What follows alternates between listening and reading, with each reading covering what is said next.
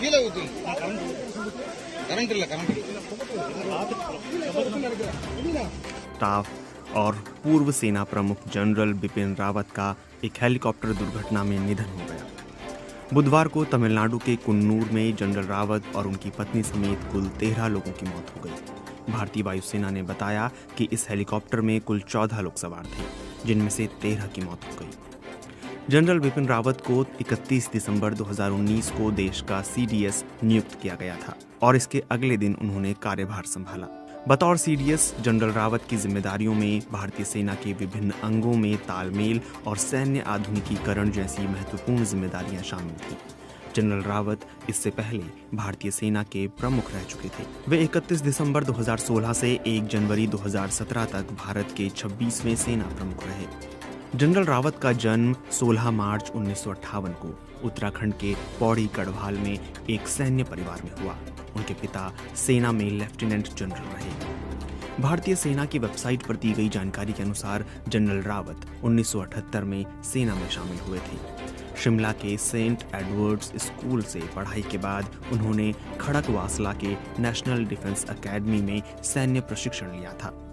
देहरादून की Indian military academy से training के बाद वे 11वीं गोरखा राइफल्स टुकड़ी की 5वीं बटालियन में सेकंड लेफ्टिनेंट बनाए गए।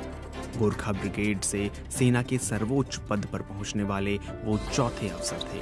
4 दशक से भी लंबे सैन्य जीवन में जनरल रावत को सेना में बहादुरी और योगदान के लिए परम विशिष्ट सेवा मेडल, उत्तम युद्ध सेवा मेडल, अति विशिष्ट सेवा मेडल, युद्ध सेवा मेडल, सेना मेडल और विशिष्ट सेवा मेडल के अलावा और भी कई प्रशस्तियों से सम्मानित किया गया। रिपोर्टों के मुताबिक साल 2015 में म्यांमार में घुसकर NSCN के चरमपंथियों के खिलाफ भारतीय सेना की कार्रवाई के लिए भी उन्हें सराहा गया। 2018 के बालाकोट हमले में भी उनकी भूमिका बताई गई।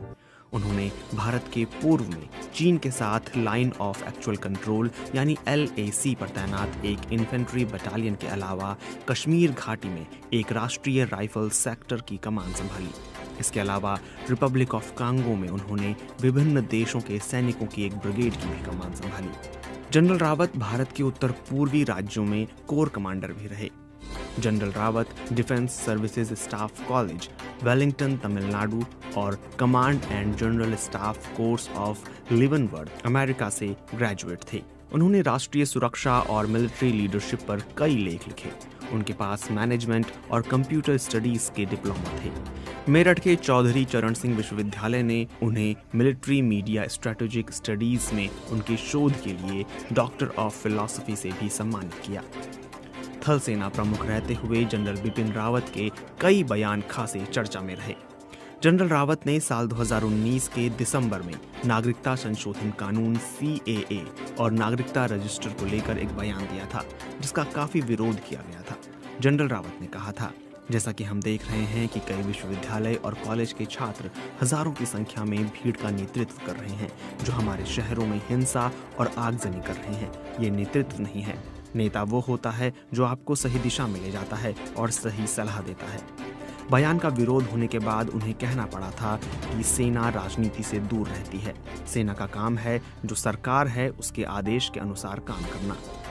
2019 के सितंबर में कश्मीर को लेकर उन्होंने कहा था कि कश्मीर में संचार व्यवस्था दुरुस्त है, सभी टेलीफोन लाइनें काम कर रही हैं और लोगों को कोई परेशानी नहीं है।